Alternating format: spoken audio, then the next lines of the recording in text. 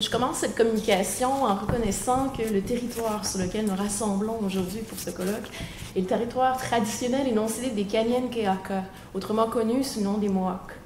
En accordant de la sorte, comme bien d'autres, une légitimité à une réalité qui n'a aucune existence officielle et en ne problématisant pas ce geste, je place en interaction le réel et l'imaginé, formant de la sorte ce que nombre de théoriciennes et théoriciens nomment un tiers-espace. Le tiers-espace a été approché par plusieurs disciplines académiques, entre autres les études postcoloniales, féministes, queer of color et la géographie, et dénote une interface qui peut prendre la forme d'un mouvement, d'une perspective, d'un lieu, voire d'un corps. Le géographe Edouard Soja mentionne que dans le tiers-espace, je cite, « Everything comes together, subjectivity and objectivity, the abstract and the concrete, the real and the imagined. » Ce sont des lieux où la tension, peu importe soit-elle, est reconfigurée en autre chose. Les tiers-espaces assemblent des opposés, amalgament des contraires, et leur permettent de s'exprimer selon d'autres liens. Ce sont les installations du mouvement Occupy dans les lieux publics, c'est l'espace périurbain en France, c'est le réalisme magique dans la littérature, c'est aussi l'entre-deux d'Omika Baba, mais aussi surtout de l'entre-deux agissant, une hybridité active, une ambivalence signifiante. C'est l'imagination d'une rencontre, là où techniquement il serait impossible d'y en avoir une. Le tiers-espace, fondamentalement, est une pratique du réel. Dans cette communication, j'évoquerai surtout le tiers-espace en tant que laboratoire modifiant les paramètres par lesquels nous appréhendons le monde. Je m'intéresserai à ces lieux inédits, ces tiers-espaces qui se forment à Montréal, plus particulièrement ceux qui rendent compte d'un échange entre les images discursives et matérielles de la métropole et qui forment un écho montréalais. J'entends par là des créations en tout genre qui sont teintées par une expérience de Montréal et qui suggèrent l'existence d'une ville real and imagine, terme que j'emprunte à Soja, et qui renvoie ici à ce que ces œuvres proposent comme nouvel état du réel. Je ferai une démonstration à partir de ce que j'identifie comme 3 tiers-espaces montréalais. Le recueil Le Carnet écarlate d'Anne Archet, une pièce du compositeur de musique contemporaine Simon Henry et les installations poétiques du Dare Dare. Au cours de mes recherches doctorales, j'en suis venue à identifier 2 traits majeurs du tiers-espace qui me permettent d'en observer la présence. D'abord, cet entre-deux agissant, dont je viens d'aborder, et ensuite la reconfiguration. Le tiers-espace est en effet toujours en train de se refaire.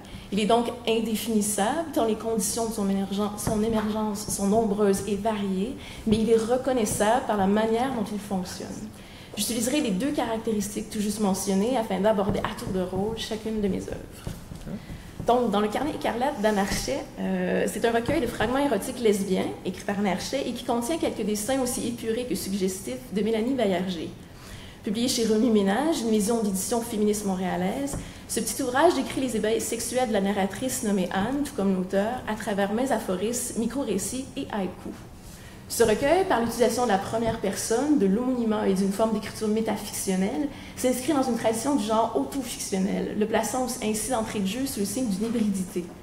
En effet, l'autofiction, je cite, c'est un mode de passage entre l'autobiographie et la fiction. C'est un mouvement en 2 pôles, le factuel et le fictionnel, conçu comme contraire. La description de l'auteur sur la 4e des couvertures du recueil resserre la lecture de l'œuvre autour de ce mouvement. Je cite, « Mais qui est donc Anne Archet, cette incorrigible pornographe qui sévit depuis si longtemps, tapie dans l'ombre, profitant de chaque occasion pour corrompre notre belle jeunesse? Ses lectrices l'ignorent, la NSA dans le brouillard, Dieu le Père lui-même se perd en conjecture, seule sa coiffeuse le sait. » Nous sommes donc en présence d'un jeu qui se construit dans l'oscillation entre l'anonymat et la célébrité de l'auteur. En effet, son nom, Anne Archet, est en fait un pseudonyme qui joue avec la sonorité du mot anarchiste, une logique qu'elle affectionne. Archet réfère aussi à une personnalité connue du web portant le même nom. Celle-ci est publiée depuis plus d'1 décennie divers textes érotiques, fictifs et de réflexion.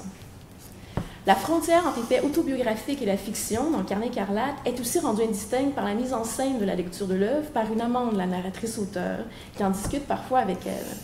Lorsque de tels échanges se produisent, la lectrice doute de la véracité de ses nombreuses expériences. Je cite, elle referme Le Carnet écarlate, puis me siffle sur un ton moralisateur. « Tu te vantes toujours d'être perverse, mais en réalité, tu fais rien que mentir et raconter des fredaines imaginaires. » Satisfaite de m'être sortie à si bon compte, je prends une bonne respiration et lui réponds « C'est ce qu'on appelle un vice de fabrication. » Dans ce passage, on voit la lectrice doute de la narratrice et celle-ci entretient son doute plutôt qu'à chercher à lui confirmer si c'est dans l'erreur ou non.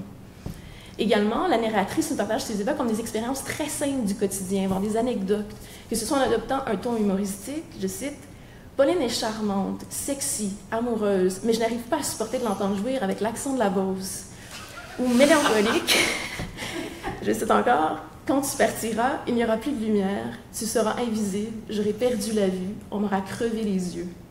Ce double ton, qui s'enchevêtre avec une facilité déconcertante, a pour effet de déstabiliser lectrices et lecteurs en cassant l'effet érotique.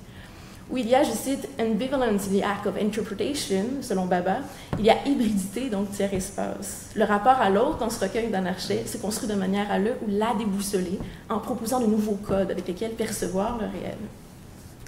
Cette double posture narrative, amalgamant le factuel et le fictionnel, tout comme ces doubles tons humoristiques et mélancoliques, s'insère dans une forme pornographique, renforçant l'interaction entre le real and imagine, puisque valorisant le recommencement toujours différent d'une même histoire.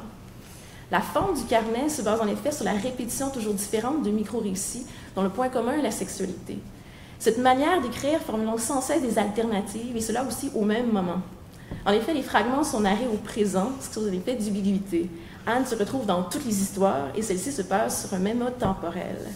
Archet fournit aussi de la sorte à ses lectrices la possibilité de s'identifier à l'un ou l'autre des récits.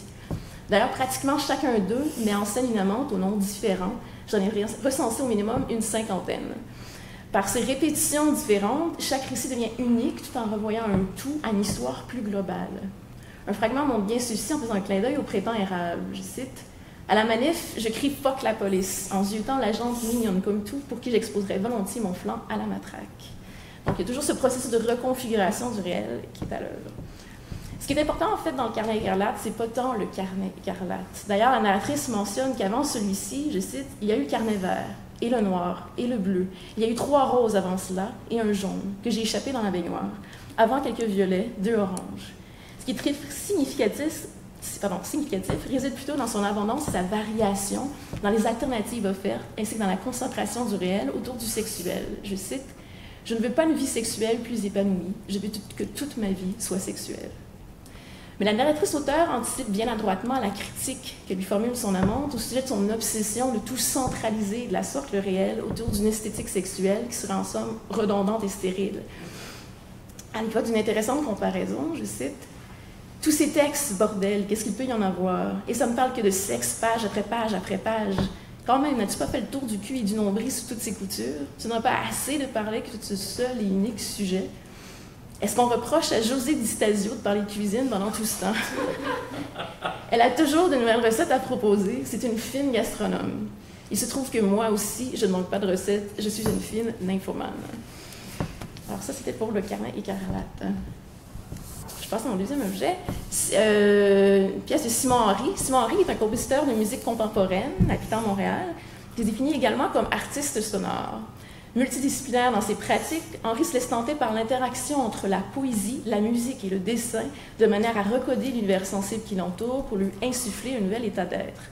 Je m'attarderai ici à sa pièce de musique nommée Intranquillité 5, alors que nous maintenions près de nos bouches diamantées 3 points de suspension. C'est une pièce qui fait partie d'une série de 5, basée entre autres sur la transcription musicale. Nous verrons d'abord comment Henry le performe dans un extrait de sa pièce. Ça va durer une petite minute. Il a présenté lui-même sa pièce, entre autres, à la BANQ. Je ne sais plus si c'était dans le cadre de quoi. Il y avait Nicole Brossard, il travaillait avec elle un peu. Et puis, j'ai la pièce aussi niveau papier. Fait qu'une transcription musicale, en fait, c'est il transforme la forme de notation musicale usuelle et en fait des dessins. Et c'est comme ça que ça devient la partition. Et c'est ça qu'il faut lire. Puis il y a une espèce de curseur quand on voit le vidéo qui passe. À travers les dessins, une espèce de curseur vertical, alors que les dessins passent comme ça à l'horizontale. Et puis, Simon joue sa musique comme ça. Puis cette pièce-là est pour flûte bahut. Le flûte bahut, c'est un instrument à vent chinois. Et à travers donc, la musique, le dessin, il y a aussi de la poésie. À un moment donné, il se met aussi à parler à travers ça. Puis cette poésie qui est tirée de un recueil de poésie qui a été paru aux éditions de la Tournure à Montréal. Alors, il y a toujours cette interaction entre différents modes, comme ça. C'est très intéressant. Est-ce qu'on peut faire circuler le livre? Oui, c'est ça. Oui, vas-y, Florence. On va le mettre à la chaîne. Oui, tu peux. Wow. Oui. Alors, je vais commencer, je vais continuer en même temps. Alors, je débute tout de suite mon analyse avec le titre « Intranquillité ». Il n'est pas question de tranquillité ni de chaos, mais d'un échange entre deux réels ordinairement contraires, formant une intranquillité. C'est très significatif. Le deuxième titre, alors que nous maintenions près de nos bouches diamantées, est un extrait du texte, comme je viens de dire, qui accompagne cette composition en particulier. C'est l'un des nombreux vers de Henri qui paraissent dans cette composition, qui provient de son recueil de poésie. Texte, dessin et musique dans cette pièce s'informent les uns les autres sans s'accaparer l'expression ultime du réel. Il y a ainsi formation d'un nouveau langage basé sur l'échange plutôt que l'opposition, l'action plutôt que la réaction. C'est un principe transformateur qui est radicalement à l'œuvre dans la superposition du musical, du pictural et du poétique. Cette transcription musicale participe aussi de cet entre-deux agissant, un des traits du tiers-espace. Il s'agit de transformer une composition en dessin qui confie alors à des musiciens-musiciennes qui doivent, à partir de cette forme, lire puis jouer la pièce. Sur son site Internet, il explique qu'il brouille les notions de composition-improvisation. Je cite, « La partition a été conçue comme une mise en situation poétique très précise visant à mettre en valeur ce qui m'apparaît comme étant l'essence même de la relation compositeur-interprète, la transformation d'une idée artistique en son chargée d'expérience de vie. » Cela interpelle en même temps la pensée d'Hugues Bazin sur le tiers-espace pour qui celui-ci constitue une manière de politiser l'expérience humaine de l'espace, de relier, je cite, « le sensible à l'intelligible ». En déplaçant maintenant mon analyse à un niveau plus biographique, Henri me raconte que son rapport à la musique renvoie à un safe place de son enfance qui se façonne depuis un rapport qui ne semble pas s'opposer entre l'organique et le technologique. Il me parle dans le même élan du bruit du vent dans les feuilles des saules, de l'eau qui s'écoule dans la rivière des Prairies et de la circulation automobile sur l'autoroute.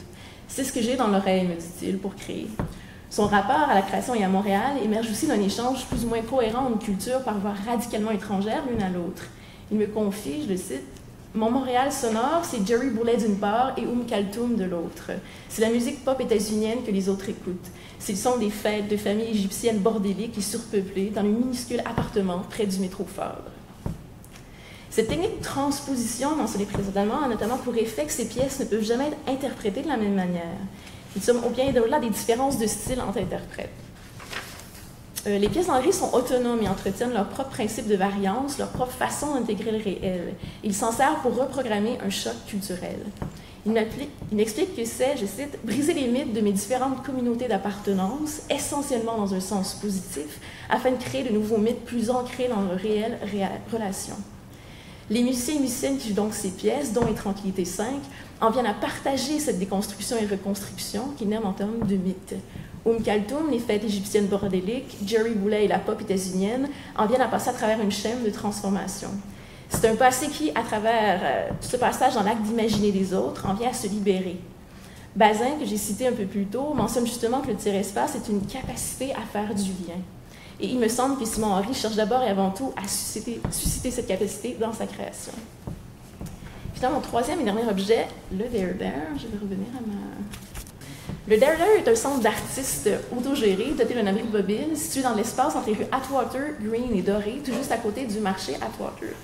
Il fut fondé en 1985 à Montréal, sur la rue Laurier, par Sylvie Coton, Diane Tremblay et Claire Beau, 3 artistes multidisciplinaires, avec un mandat d'1 an pour diffuser l'art des jeunes de 18 à 35 ans. Mais le voilà toujours bien vivant, 30 ans plus tard, et également bien transformé. Le centre a progressivement repensé sa principale raison d'être au fil des ans, de manière à percevoir la diffusion au niveau de son intégration directe dans l'espace public. Je m'attends ici à son volet de poésie. Il est demandé au public de participer à un concours en proposant jusqu'à 10 courtes phrases qui pourront être affichées sur une enseigne lumineuse devant le centre. Ce qui est intéressant de ce volet d'écriture publique réside dans la rencontre du publicitaire et du poétique qu'il réalise. La culture capitaliste et médiatique force leur message sur l'espace public et donc au regard des passantes et passants à journée longue. Le projet poétique du There There's vise en quelque sorte l'émulation de ce procédé agressif en proposant une visibilité constante et une dissémination ultra efficace de messages. Je cite depuis leur site Internet.